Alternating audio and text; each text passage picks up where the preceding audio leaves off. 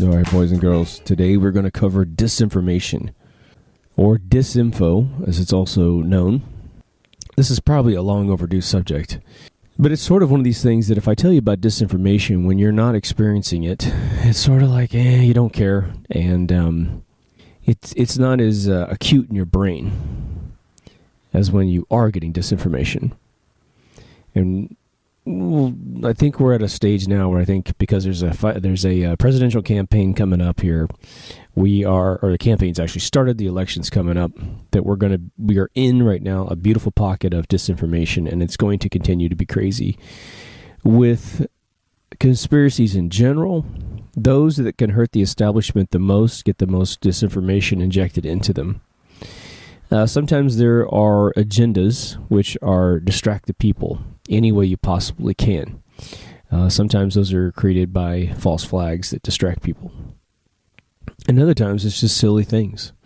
You know, if a celebrity can go on the air and say he has a medical problem, and that can make us all focus away, or someone wants to have a sex change, or someone's just dressed differently, or we believe the earth is shaped like a tetrahedron, if that can just distract us away from things that are really, really on deck and really, really potentially threatening to those that are trying to control the planet, then those things will continue to exist. But disinformation comes in all kinds of sizes and shapes and flavors and levels of intensity, different origins, and I think we've seen some really good ones recently. There's this whole thing about Stanley Kubrick having confessed to faking the moon missions. And before disinformation has to do its job to distract us away from a potential true confession of a man that is extremely unique looking and sounding, we ourselves will either jump on board and hit full throttle and turn on the nitro and we're willing to take that as far as we can take it. Or some of us will be like, I'm scared of being had again by another shill.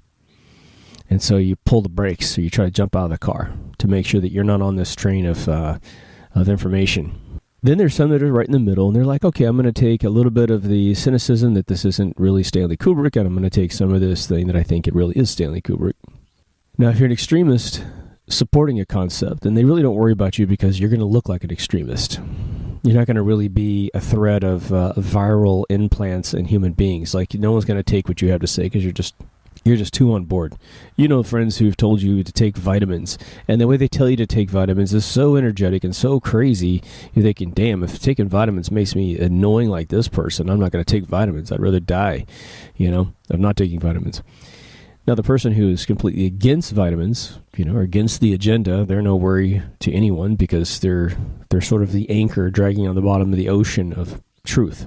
But it's the person in the middle that's kind of weighing things in a nice, fair, and balanced way. That does look like Stanley here, and it doesn't look like Stanley there. It doesn't sound like Stanley, like all of us grew up with Stanley Kubrick or something, right? We're so certain what this guy looked like and sounded like. It was really funny.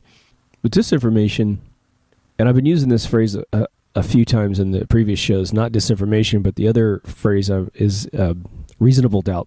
Reasonable doubt is what disinformation is all about.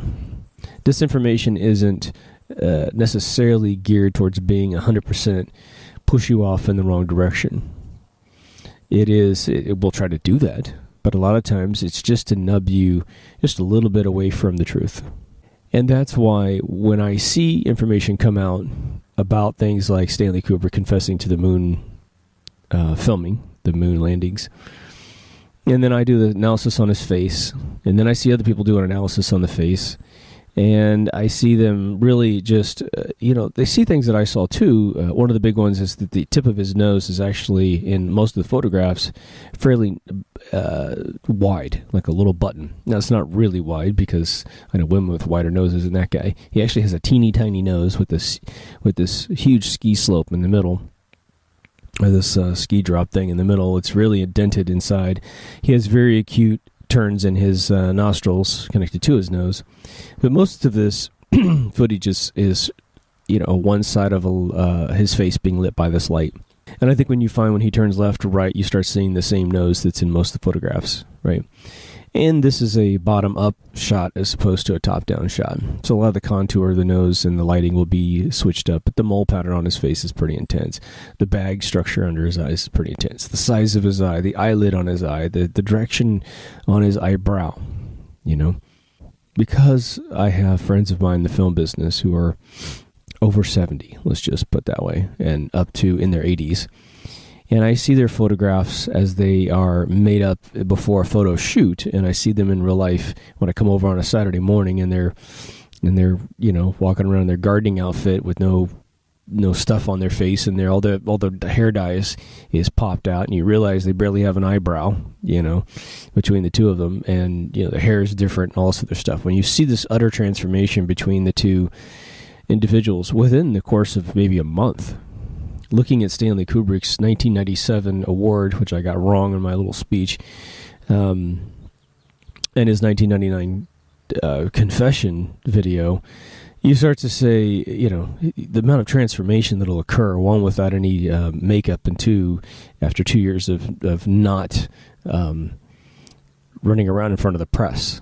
It can be huge, and nobody knows when anything was created, and but we have a potential thread in the sweater that we could have pulled out with that idea that this guy, Stanley Kubrick, a very credible individual, saying in front of a camera, and I think a very believable tone of voice and a believable organic reveal of a conversation, that he did assist the moon missions.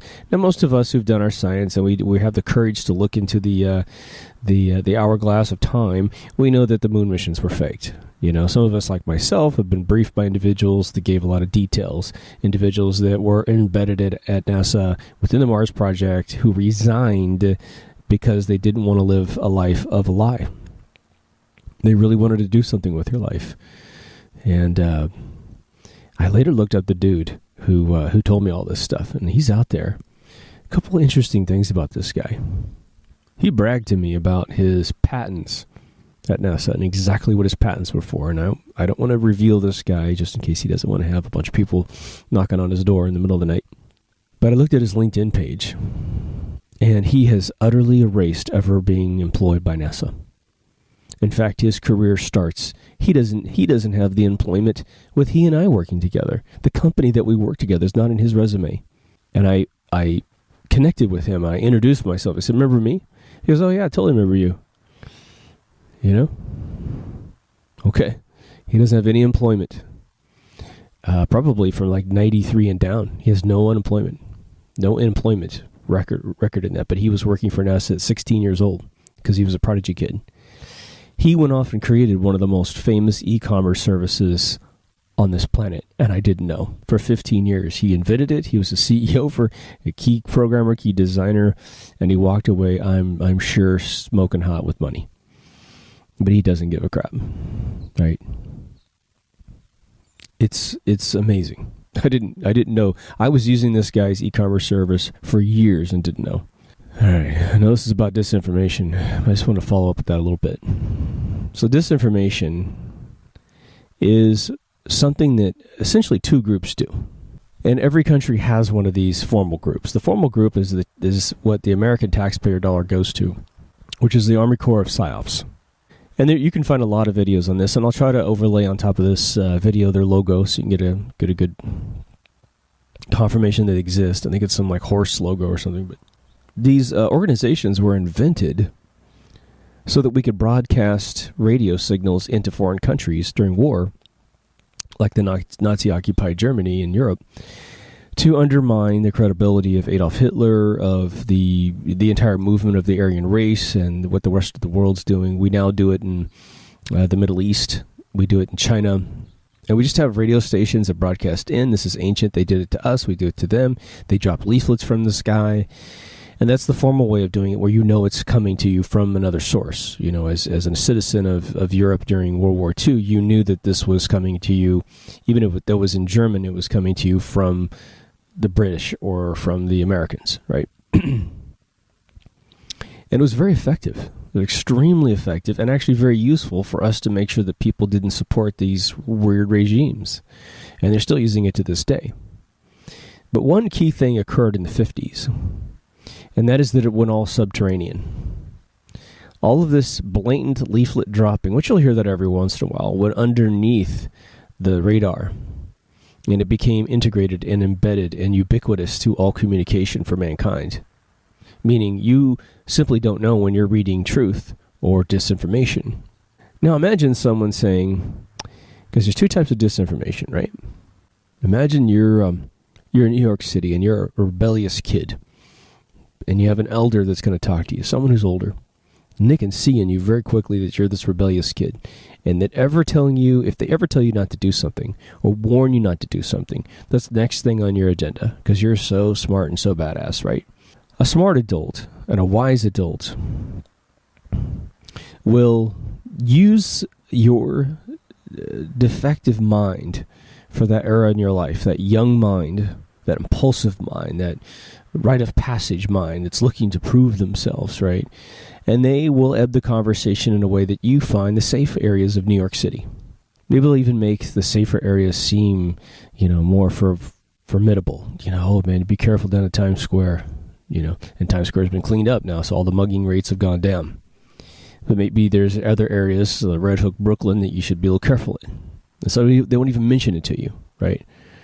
Or they'll say, yeah, it's real boring down there. There's no bars, there's no nothing. And then they know you're going to deprogram that of your brain because, we want to get drunk, of course.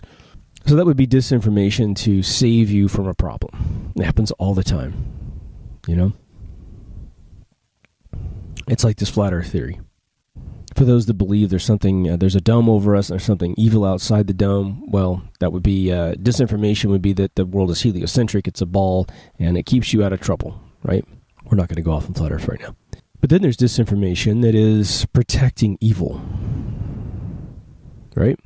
There are, and we mention it all the time, and I think that it's almost one of these things you can't mention it enough, but then you could wear everybody down.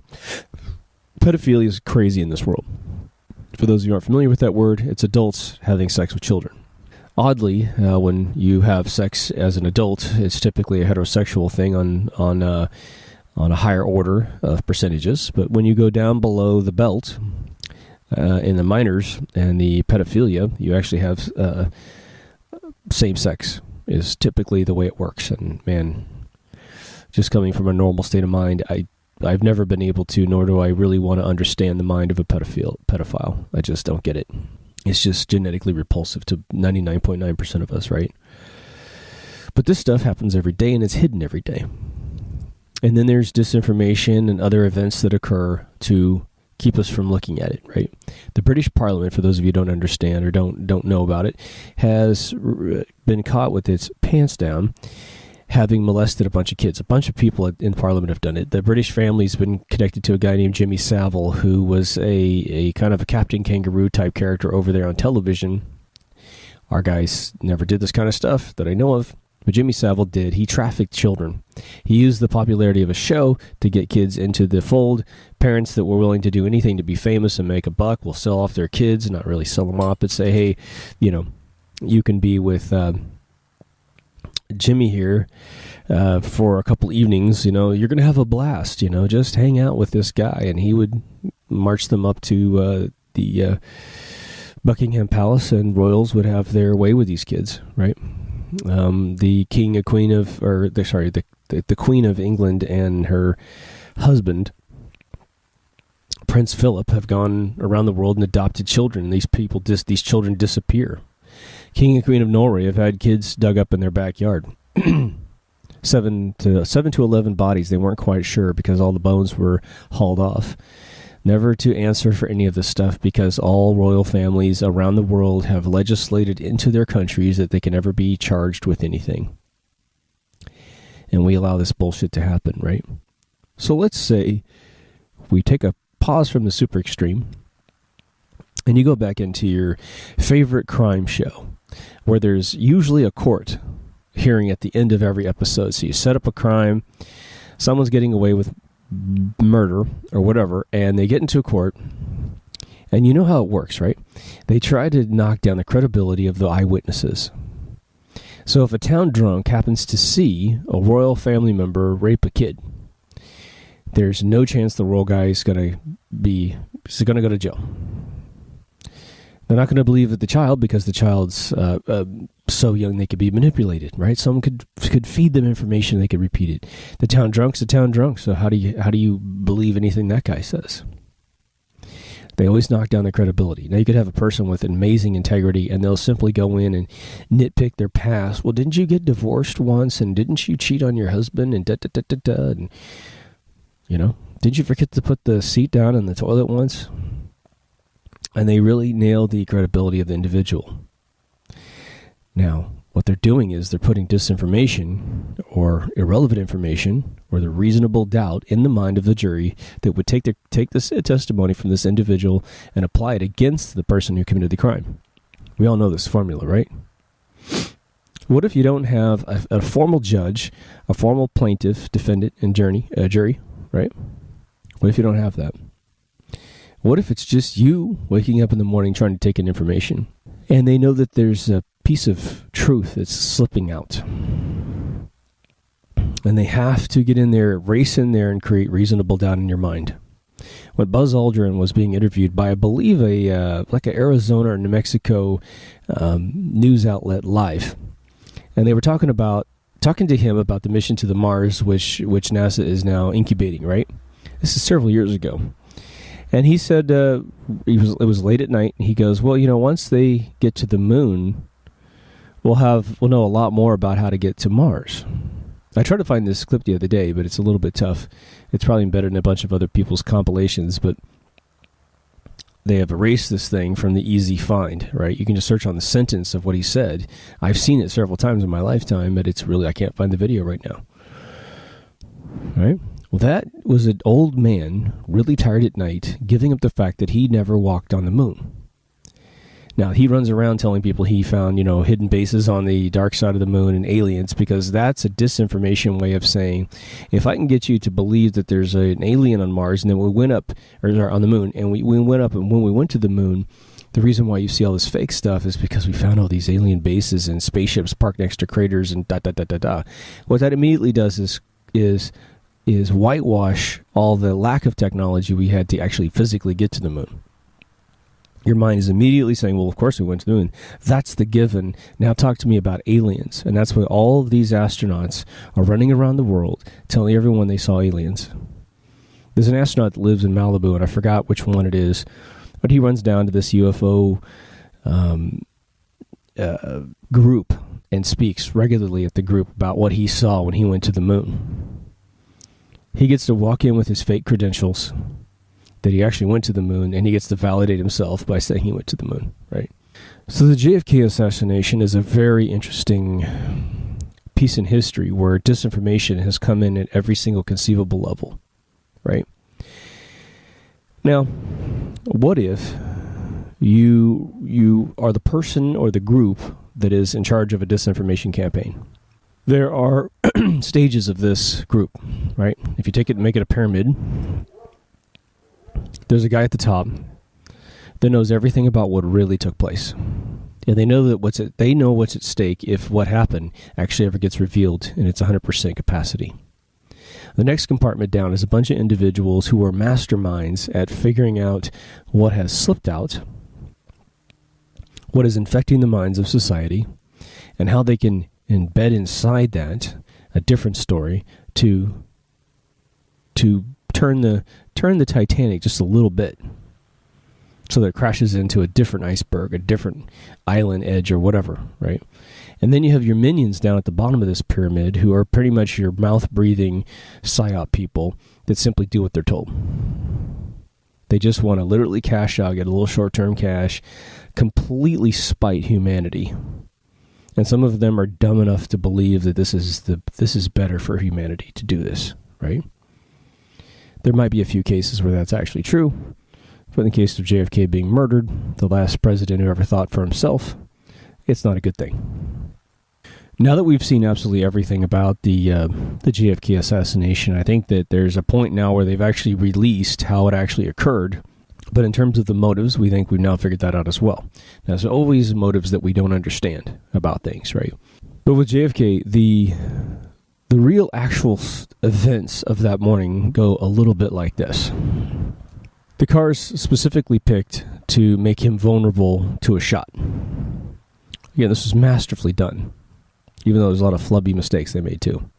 They had figured out that Lee Harvey Oswald was a great patsy because of his past, and he was essentially a mole, where he was actually, this incredible intelligence agent here in America. Then he is smuggled over to Russia as a defector that gave away the U-2 plans, and then, in the midst of being one of the greatest traitors on planet Earth in terms of American citizens, he's actually allowed to come back to America, live in Texas, live in New Orleans, and visit FBI headquarters constantly. We think he was a mole for J. Edgar Hoover. Doesn't really matter. He was a guy that was believable. He's sort of a nomadic intelligent agent, right, with a marksman's background in the Marines. So he was a guy who was conceivably going to fit this storyline, right? But JFK is put in the back of this car.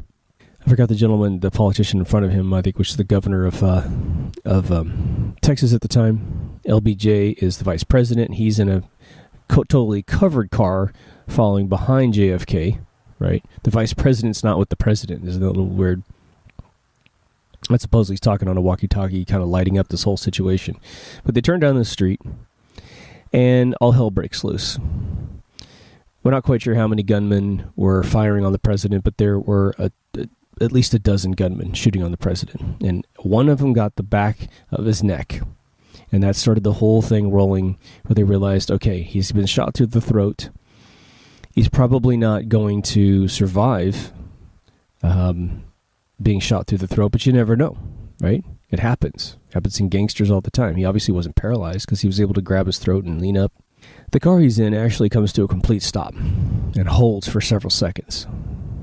Now, the Magruder footage doesn't allow you to see that because they've had frames taken out of the footage. But there's other footage that shows this car came to a complete stop. And they're trying to do the headshot. It's not the grassy knoll, which is why Oliver Stone is allowed to put the grassy knoll in his movie. It's a kid down in a gutter right to the right of the car. He is the last kid.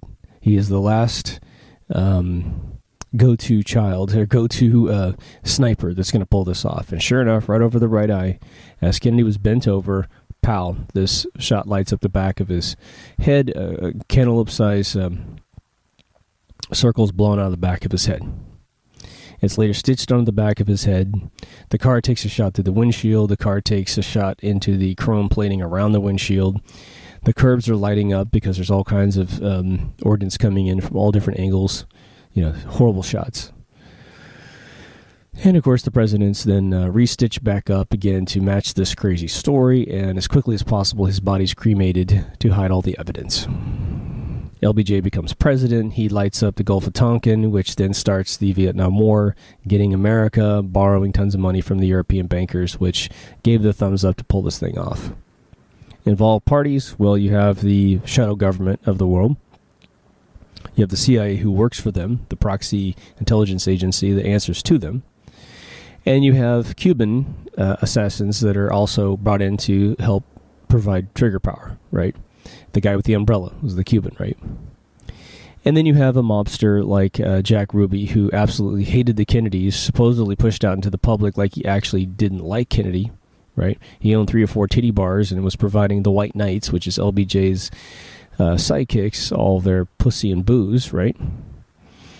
And he walks in and blows away Lee Harvey Oswald like he was defending the honor of the Kennedys. How dare you shoot my president? Well, that dude hated the president more than Lee Harvey Oswald ever did. Lee Harvey Oswald is in a break room when this whole thing occurs, comes down into the lobby and realizes the president's been shot and knows for a fact, since he wasn't invited to be the trigger guy, but he was invited to the event, not knowing what's going to occur, he gets the hell out of Dodge and goes to a theater and tries to hide in public. And of course, they grab him, and he knows he's a patsy right away, which is why he said it. He wasn't an idiot, right? Richard Nixon was in town to see Pretty Boy get shot, and so was George Herbert Walker Bush, because they got a picture of him standing on the book depository footsteps. Nobody looks like George Herbert Walker Bush. Nobody. Nixon denied he was there and then later said he was there because they found his ticket from Dallas to I forgot where the hell he flew. Maybe it was to Austin or Oklahoma City or something, but he went to the next junctioning city over. But yep, he wanted to be a part of this whole thing. LBJ's mistress confesses that the night before the shooting, she's in a room with not only Hoover, but LBJ and a bunch of other guys. And as soon as the meeting's over, which she wasn't in the room for, she saw everybody file in, said that LBJ was just pissed off. And he comes out of this, his main phrase to her was, "I'll never be embarrassed by that son of a bitch again." And that whole thing ties back to the fact that JFK's father flipped the primary so that he was the candidate to be president. LBJ was the vice president. And in LBJ's mind, he wanted to be the president, of course. So LBJ had a sort of a personal ego vendetta against this handsome, educated kid, John F. Kennedy. And he was the bumpkin down south, the big brute force bumpkin that simply was just a tour de force. The mistress had his child, and when the child tried to go get a little bit of money from daddy, they murdered the child. So the mistress, when her son was murdered, she came out and said all this stuff, and she said, they basically planned his assassination. Now we have assassins that are recruited into this thing, some of which actually were trigger people, and some that had resigned out of the trigger. They were invited to pull the trigger on Kennedy, and they said they wouldn't do it. This famous female, which I forgot her name. So that's what's occurred, and anyone who saw it and took a picture of the murder of the assassins or the grassy knoll, any of the shooters were all murdered, all accidented, as reported in Oliver Stone's film. But Oliver Stone's film was designed to get you off on the wrong path, which is your grassy knoll killer. Buddy of mine in the UK, very educated person, talk about him all the time without mentioning his name. He said he was raised in school at his age in the 70s as, the CIA killed JFK.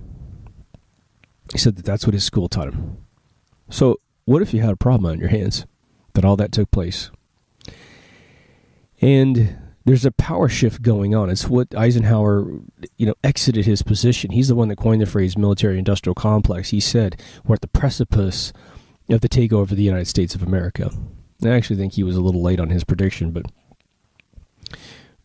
they were singeing up the last parts of this country that were independently sovereign and really elected officials that would do what the people wanted and people who feared the people.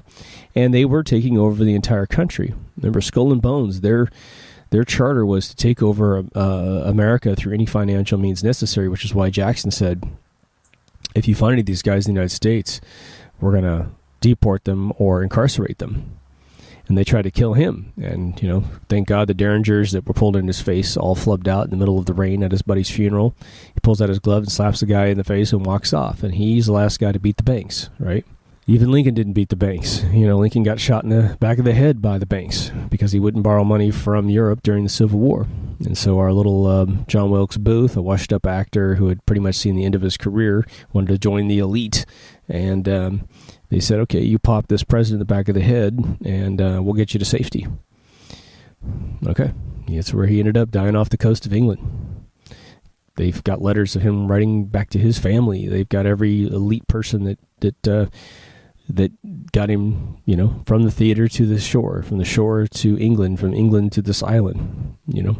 People provided every step of the way, and America went back into debt. So you have this JFK thing that's hot, super duper hot. So how do you cover something that's so obvious? Well, you got your baby boomer kids who've never seen anything like this in their life. Pearl Harbor's Pearl Harbor, but that's Japanese doing it to us. That's a foreign enemy doing it to us. And everybody can conceive of a foreign enemy bombing us, even though that's an inside job too. That's official history now. So you've got to sort of engage it at a couple levels. For those that are willing to believe that it was Lee Harvey Oswald, it's like believing in Jesus.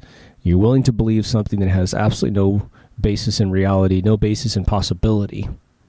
And there's no proof of any kind that actually occurred. You simply hear a claim about a guy pulling off 3 rounds from a sniper rifle from a window through a tree that was complete bloomed out right in the way.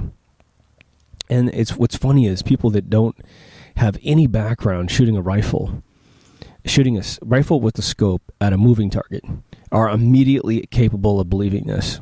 They watch the History Channel as this blowhard senator sits up in the window, and they said, well, they said that Lee Harvey Oswald couldn't pull off these 3 shots. He couldn't literally put the bullet in the gun and pull the trigger fast enough, right, to pull off this thing. And so what's the blowhard senator do? The shilly senator who should be incarcerated and freaking baked up into ashes. He puts a bullet in there, pop, puts another bullet in there, pop, puts another bullet in there, pop. Says, see, I could do 3 shots through this thing in the time that they allotted. Okay, what about aiming? What about trying to hit the target? What about the variables of reality, right? They're not concerned with that. That guy was a shilly senator who was trying to show the elite of the world, see, I'm on your side. I'm trying to deceive the people for you. Can I have more rewards? That's what that guy's doing, right? But the baby boomers of the world, again, there's a couple factors to it. They don't want to actually believe they've been had because that questions their intelligence and their gullibility. Secondly, they don't want to actually have to do anything different in the world when they wake up the next day. Right? It's all about consumerism. How much stuff can you acquire before you die? That's what it's all about for a lot of these guys, right? Or the me factor that's just off the chain with these baby boomers, right? Okay, so we're now a few generations away from the baby boomers, and now we know that the world's a deceitful place. We've been taught the world's a deceitful place. And like I said in a previous episode a long time ago, when you are raised a mutt, a person who's abused, one way or the other, you can divide that all you want, you start to become hip to the formulas of being deceived, of being mistreated. And you no longer can use the old tricks that were used on their parents. Right? The baby boomers were stupid and gullible. Right? They've been told the truth, but they simply deny it so that they don't have to change their life. And that's where we transpose ignorance into stupidity. Right? But we have been lied to since birth, And so now we're all starting to wake up. The internet's starting to help us wake up. And so now we see the disinfo patterns of the past that were blatantly stupid. The moon missions, JFK's murder, right? 9/11. We can now see these things exactly the day that they happen. We can see the fakeness of a lot of the false flags and things that occur, right? Meanwhile, the baby boomers stick to their, please Fox, tell me how the world really works. Please CNN, tell me how the world really works, right? It's so bad that a felon and a murderer known as Hillary Clinton is probably going to get a shot at the presidency, right? And their number one supporters are baby boomers and kids that want to live on socialism, right? Or people that have been convinced to be feminists and vote for someone simply because of what's between their legs and not what's in the content of their mind or their soul or their history, right? But with JFK, you have a very interesting situation. They had to engage the disinformation campaign such that for those that were willing to question the official story, they had to provide a convincing alternative conspiracy that kept everyone okay, that kept everyone who was involved from being pinpointed. And now you have a situation where you have LBJ is long dead, right?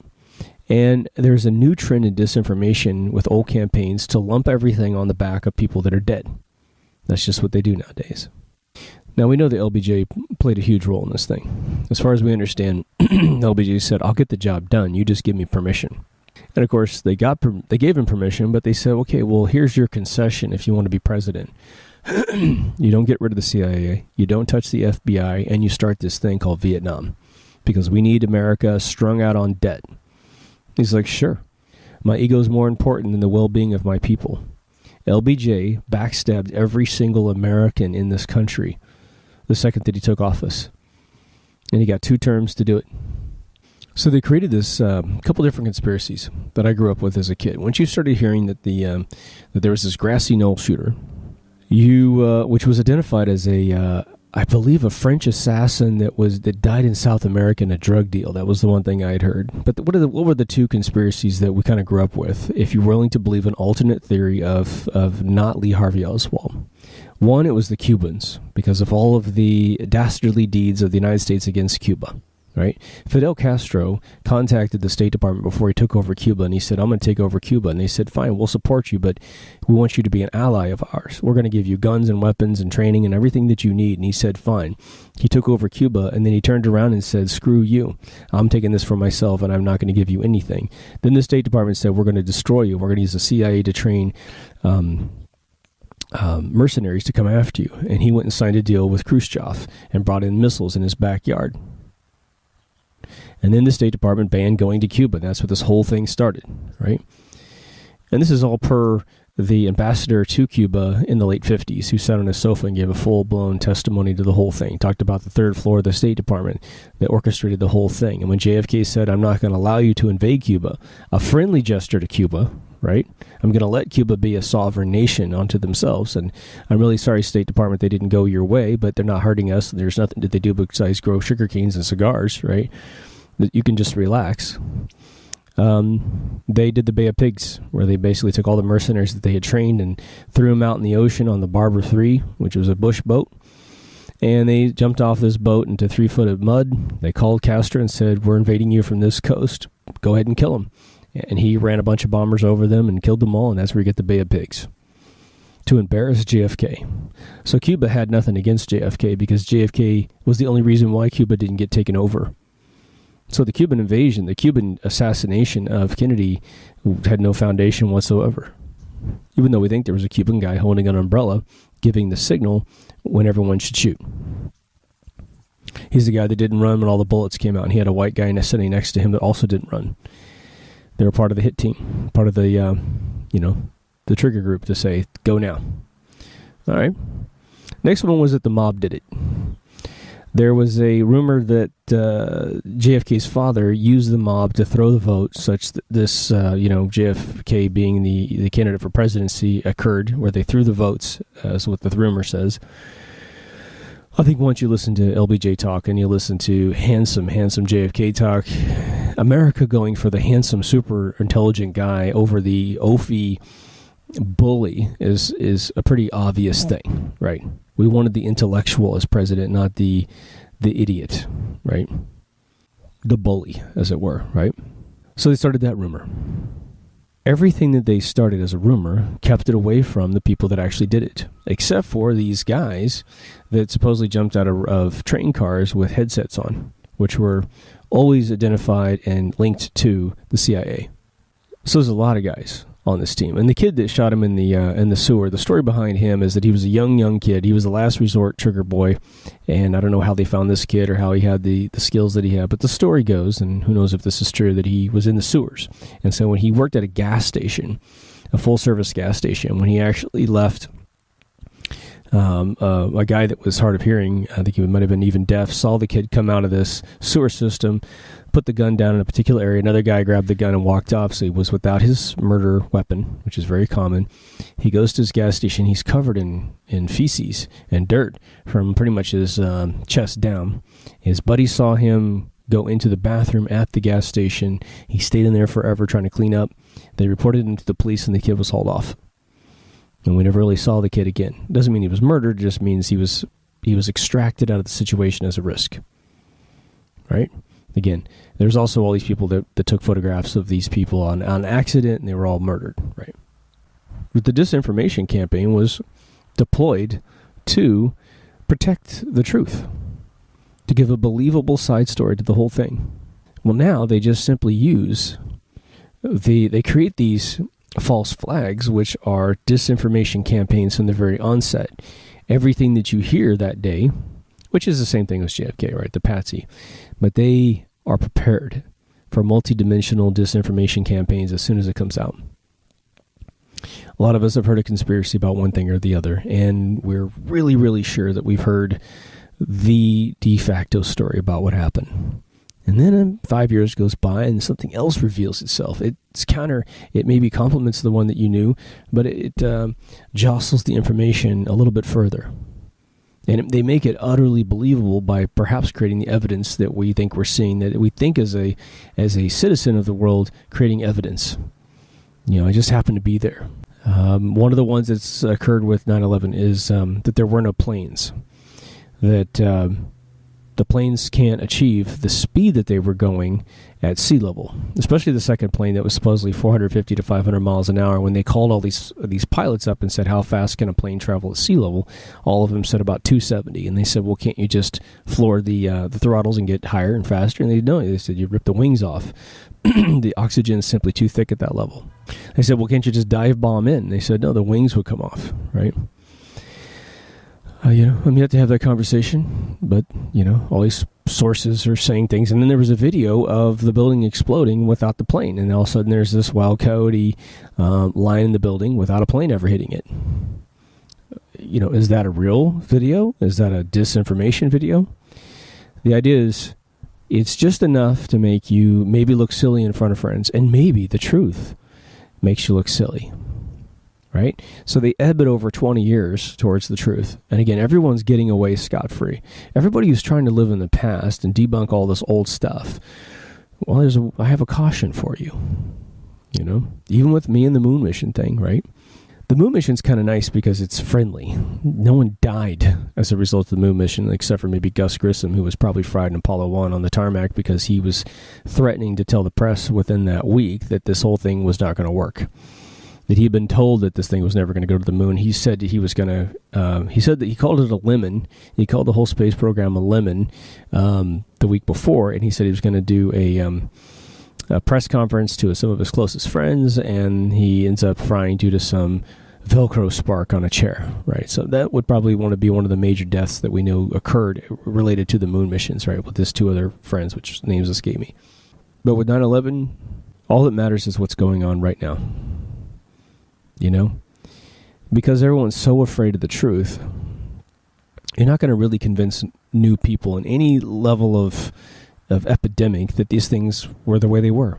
So disinformation is a way that they come at us and jostle and jumble our brains. So I promised you there was a couple different types of disinformation. The one I just covered is sort of your governmental shadow government protecting itself body. And this is where it gets the most, that's where it gets the most acidic, the most complex, the most frustrating for some of us because they're getting away with literally murder in order to manipulate the world. Okay. And again, they don't view us as equals. They view us as sheep, as cattle, as they have called us many times in some of their meetings around the planet. And, what's interesting is a lot of the assistants, the waiters and the maitre d's and the management of these hotels that they have these parties at, like the Bilderberg meeting and that kind of stuff and other parties, they're the ones that really defect out and say, what was really weird is I've heard two things. One is, how many times they call us sheep and cattle and whatever, fodder for the cannon, right? The other one I've heard is, which I don't even know if it's true, but I've heard them say that they talk to each other about what alien race they come from, which is I think really funny. But anyway, let's go off to the next piece of disinformation that you're all aware of that maybe we minimize a little too much, right? And that is public relations outfits, And most of us go to school for a trade skill, right? We're trying to build something better in life. We're trying to offer a service or a product. Now imagine that your choice in life is the manipulation of the human mind. That is what you're trying to do. A marketing department is the most fundamental conspiratorial body on planet Earth.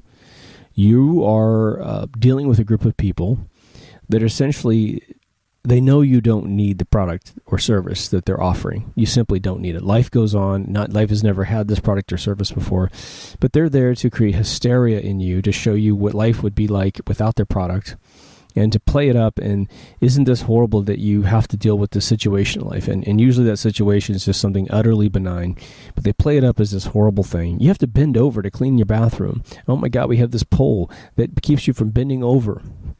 When bending over keeps your body strong, people have these lower back problems because they never bend over anymore. Their body completely atrophies, like the third act of the movie WALL-E by Pixar, right? Okay. They are here to lie to us 24/7 to make sure that we feel like we need the next iPhone, iPad, tablet, computer, service in our house. So you're all familiar with marketing departments. Now imagine a marketing department that is simply there to sway your internal opinions of how the world works. They're telling you that the Republicans are bad, or that the Democrats are bad.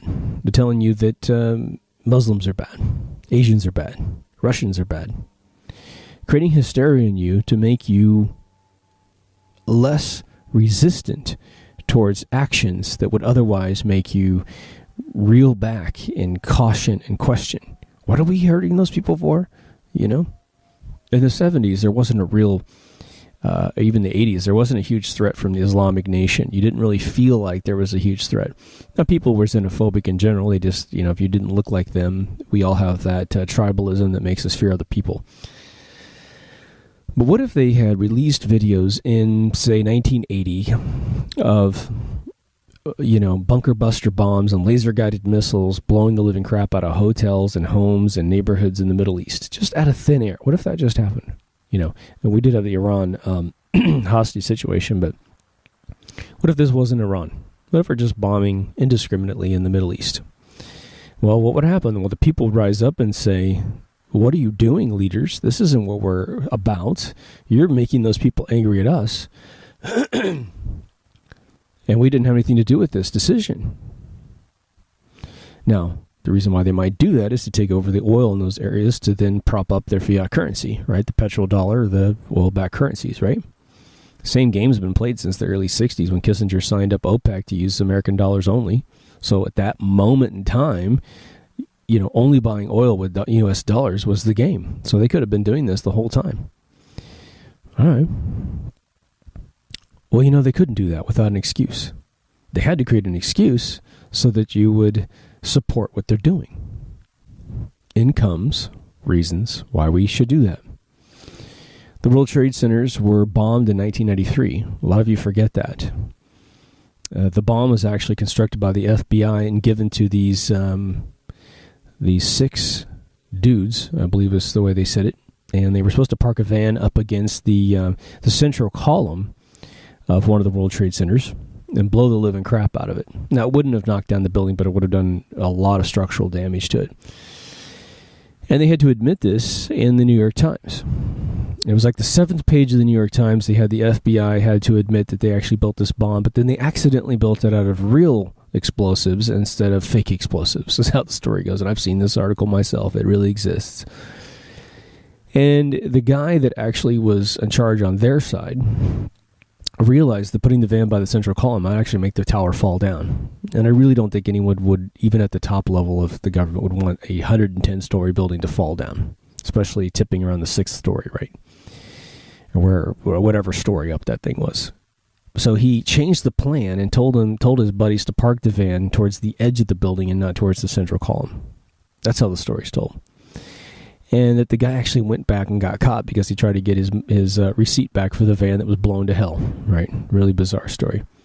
That started this Islamic Nation thing that made us sort of start to fear the Middle East as taking steps against the United States. And I still don't know why that particular bomb was ever rationalized.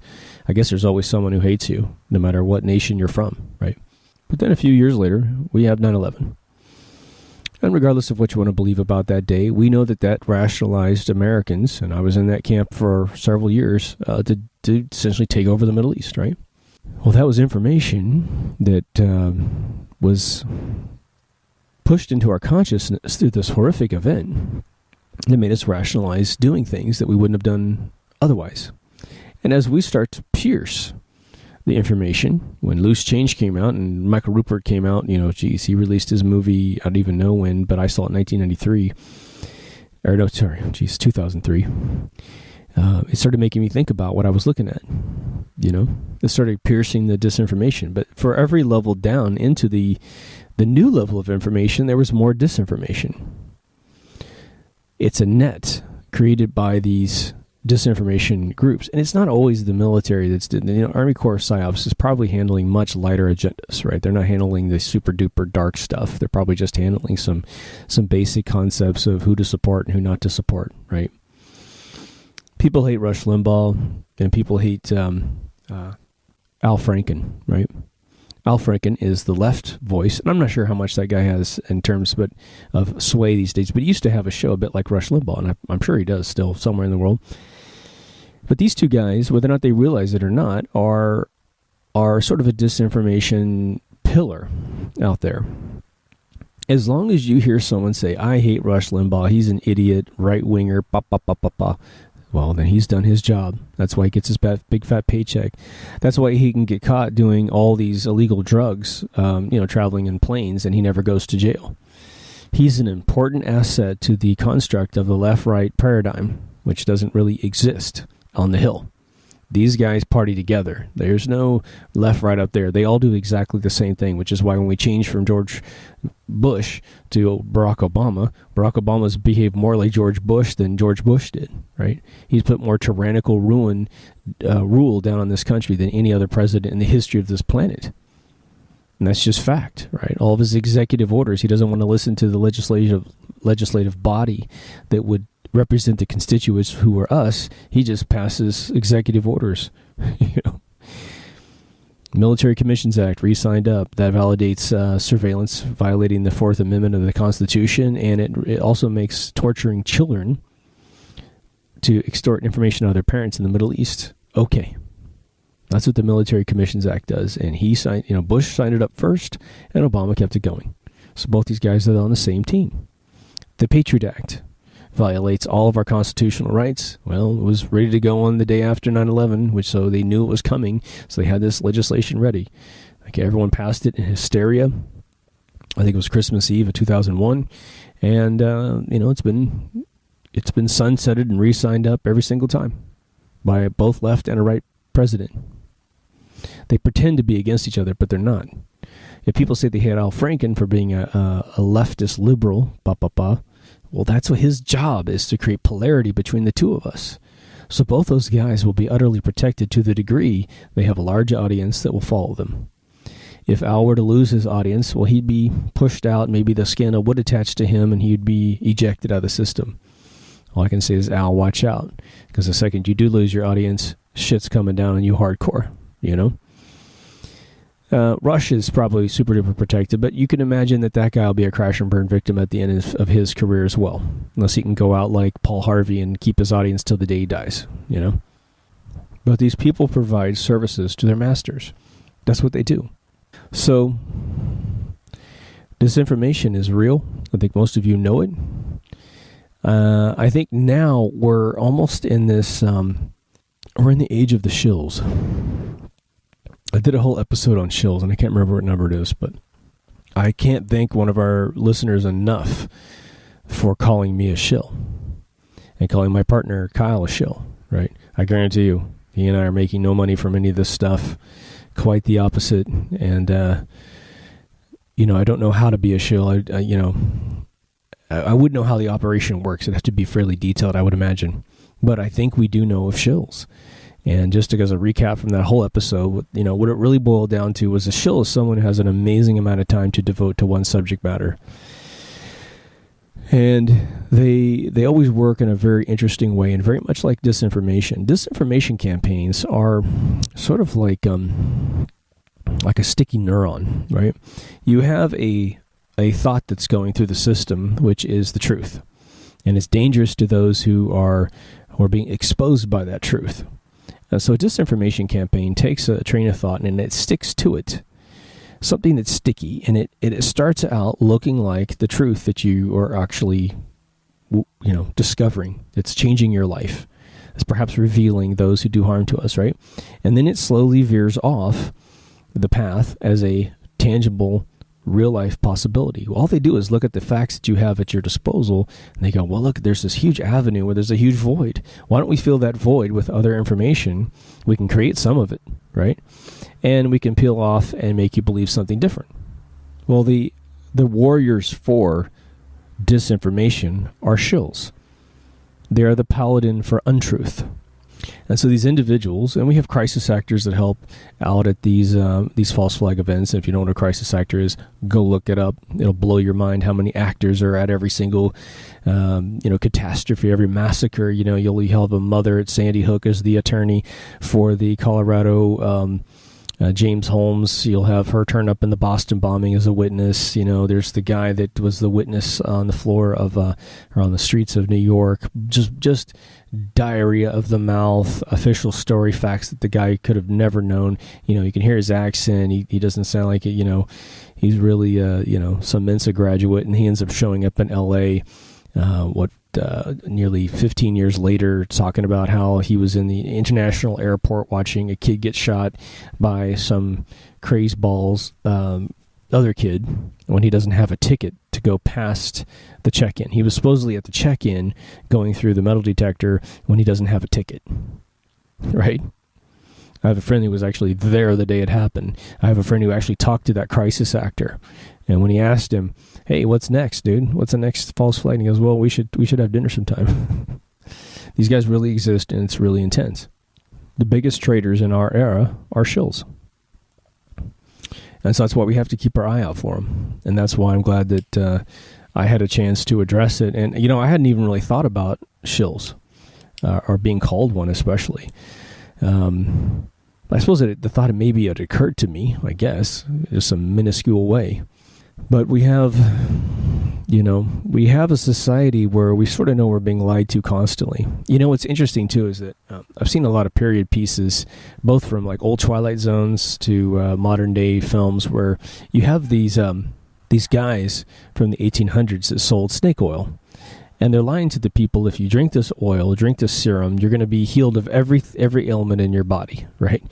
These miracle drugs. And who knows if they actually existed. But we always look at those inside these films, and we blow it off and go, there's the guy lying to everyone selling the snake oil. And snake oil is now a catchphrase for people that lie selling something that doesn't really do what it's supposed to do, right? Well, think about it. That's a disinformation person.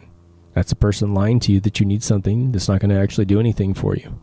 When are we going to stop? Our press, our commercialized press in this world is dying off, thank God.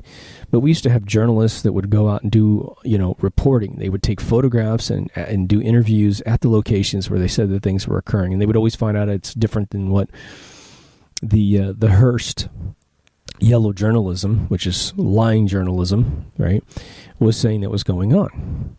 Okay. And now we essentially have formalized yellow journalism. They have something called broadcast speak, where they talk to you like you're an absolute idiot, right? And if you actually interview the people that's talking to you like an idiot, they are the biggest idiots I've ever met in my life, right? I've talked to a few reporters in my day, and, they're what Rod Serling warned us of. They're pre-censored. They're given the job because they're stupid. They're given the job because they're impressionable and gullible. And they never were, they just never were exposed to anything dark, so they never really woke up. They weren't the mutts of the world.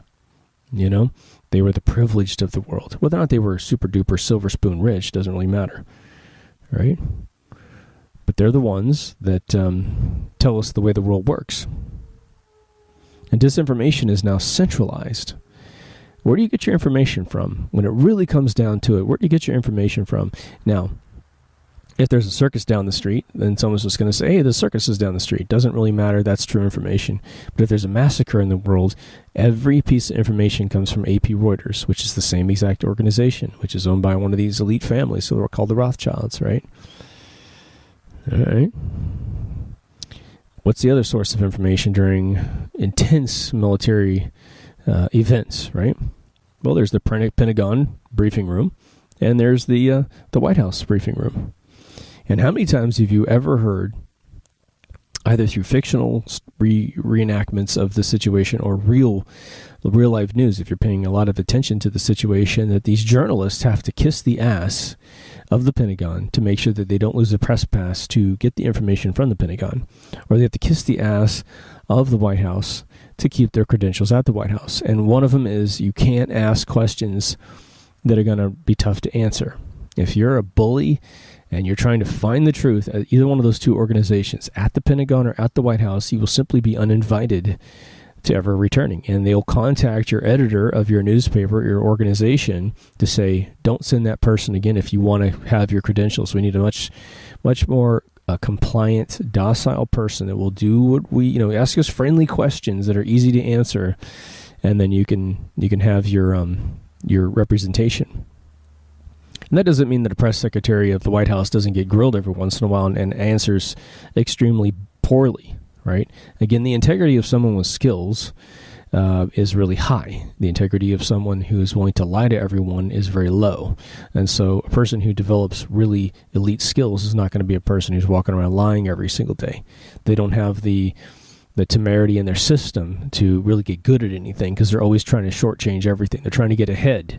They're trying to buy that lottery ticket and win instead of actually engaging reality, right? And doing it the hard way, the only way that it works, right? Remember, luck is hard work. I know that all of you know all this stuff. I do. If you're an MK Ultra listener, you know this stuff. What I'm trying to do is give you a few angles that maybe you can repeat to other people and hopefully take it way further than I've just suggested it to you. You know, we live in a different era now. And I think that because we're in a service organization, we don't change the oil in our car anymore, that whenever we need something to change, we need something to be fixed, and our brains, our psyche says, go have someone else do it. Well, the problem is those that are willing to change the world in these areas most definitely will do it, but they're going to do it under their agendas, under their means. And I'm not sure how to stop them. You know, there's two real ways that come to mind that everyone talks about. There's the least attractive one, which is a violent uprising. You simply get these bullies or these shills or these weenies, and you pin them down physically, and you say, you're out of the game now. You know, maybe you kill them, you know. But I don't think anybody wants blood on their hands. I don't think we want a bloody revolution. I don't think we want blood in the streets. I don't think we want armies deployed in every major city. I don't think we want curfew. And I don't think we want to fight ourselves on that level, right? Because there's a lot of us who have kids who go off and get indoctrinated and join the military, and they're between the ages of 19 and 23, which is what the military knows is the most gullible age bracket of any soldier that works for the military. Once they get up for 23, they start getting pulled out of these clandestine projects unless they're showing a skill for continuing to be loyal and a skill for continuing to be indoctrinated. Well, the other alternative, which is the one we try to promote on this show exclusively, and one reason why this show exists, both the normal radio show and this particular Deep Thoughts, is to say, look, let's just become the majority of lucid minds in this world. Let's do that instead. Let's just all become hip to broadcast speak. Let's all become hip to political speak. Hillary Clinton doesn't know how to talk like a normal human being. She's never done it. Ever, ever, ever. Which is why Donald Trump is ahead in every single poll. Bernie Sanders is merely trying to get all the hipsters who have been given iPhones since they were little kids, this total entitled nation of kids.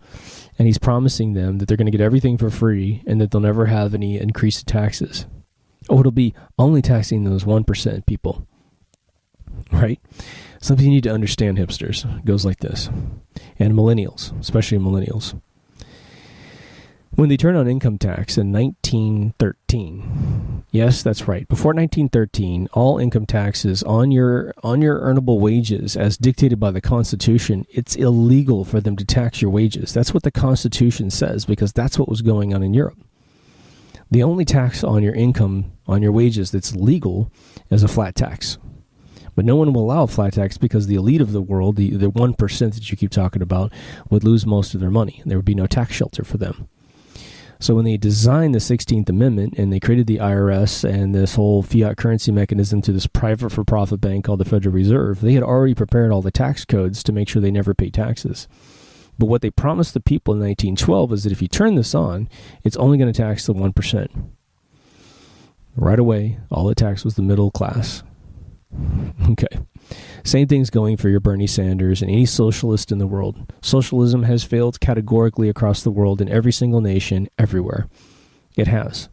And the original House of Cards, okay, which is the British series, started in, I think, 1988 or so, and went to about 93, 95. You hear in the dialogue of the initial one, which, by the way, Netflix has edited the original version. There was a bit of a little 9/11 inside the original version when they bombed a cafe and blamed it on the IRA, the Irish resistance, and it was actually the government of England bombing themselves to blame it on the Irish, and that was in the original series, and they've completely cut it out. If you see it, they've released the master edit back in, but I own the VHS tape where that's in there. Okay. They're telling you one more time that the 1% is going to get hit by Barry Sanders' new world, as if Barry has any push in the world at all with these upper guys. Yeah, let me tax you. You're paying for my campaign. He's taking all these campaign contributions. Hillary's going to definitely protect the 1%, right? Trump is in the 1%, and he's willing to tax that percentage. But he's also willing to get rid of all these other stupid things that are going on, such that maybe taxing the 1% is not so important, and you can still get the better world you're looking for. Let's just put it that way. Right. And everyone who runs for president is going to be flawed between now and the end of mankind. So to say, well, that guy's a jerk and he can't be president or she can't be president because if they got these flaws, and this opinion differs than mine, how could anyone in the world have the same opinions you do about everything? How's that even possible? And why would you put that mandate on someone?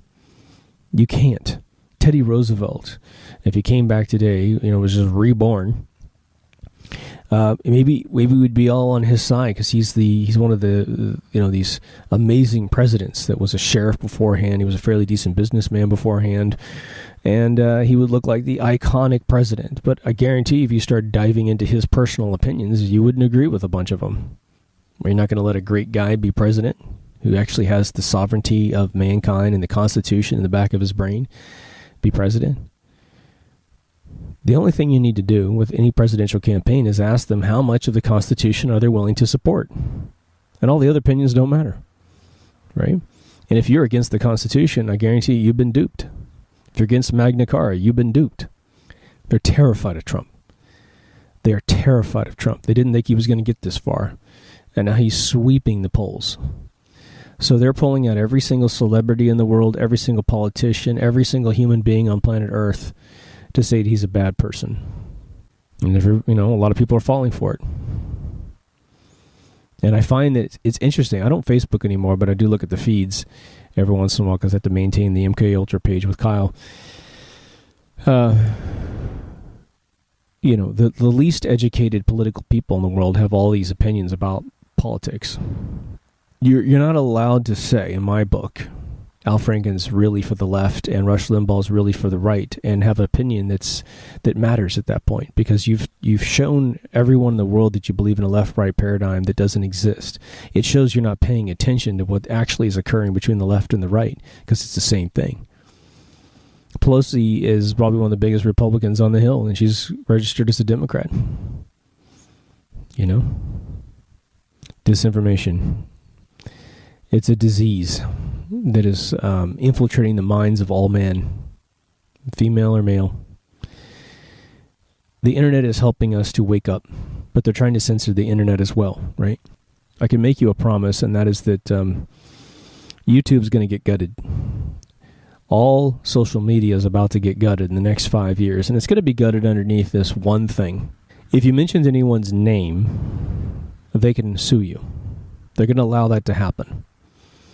I just mentioned a bunch of people in this episode. So this episode would have to be taken down and recreated without me mentioning any organization. I'd have to insinuate what I'm talking about, or bring it all the way down to some symbolic educational video. Any corporation that made a video or a photograph, and if it doesn't matter if your cousin took the photograph of a beach and you put that beach photograph in your video, right? They're going to be able to say, can you prove who took that photograph, and can you prove that you have the rights to show that photograph? But because we can't allow it to violate the law before you show us proof, we're going to take your videos down. And in fact, if we find through digital scraping of your videos that you have a lot of photographs, we're simply going to ban your channel until you can go get your paperwork in order and bring it all back up again. Any website that's a blogging website that links to another article, eventually they're going to say, do you have the right to link to that article? And if you can't prove it, they're going to start banning your domains until you can bring it all back up and prove that you have, 100% intellectual property on your website. That's what's coming. That's what net neutrality is got a little subclause to do to you. So this freedom that we have to talk to each other and communicate, it's really important that right now you ingest as much of this information as you possibly can. That's why a lot of my videos are just simply me talking to you about things like talent, things like greed, But again, if I make the wrong mention within the text of me educating this stuff, they're going to have people that are paid, organizations that are paid to go around and scrape all this data out of the system. Now, with me, I don't have that many subscribers, and I don't have that many listeners, at least as of this recording, right? So I know you feel me on this. I'm going to go ahead and end it right here. You understand disinformation. Hopefully this little perspective helps you out. So let's spread the news. Let's make this world a better place. Let's avoid any violence. Let's just educate each other until the point we think our way out of this thing. We start behaving differently. We start rejecting the outlets that brainwash us. Let's get off Facebook. Let's get off all social media, right? Maybe if nothing else, just to spread information. Maybe keep your Facebook just to look at, things that matter to you, But let's not put ourselves in the face recognition system. Let's not try to tell everybody how much our lives are better than other people. It's not a good habit, and it's happening all the time. I used to do it too. I used to take my privileged situations in life and say, look at me, I'm in this car, I'm with these people, I'm out at this event. Look at all these famous people I met. I used to do that crap too. Let's screw all that stuff, Let's live the lives that we really have. MKUltraRadio.com. That's all you need to know. Take care of yourself and someone else, and I'll see you in the next Deep Thoughts. Over now.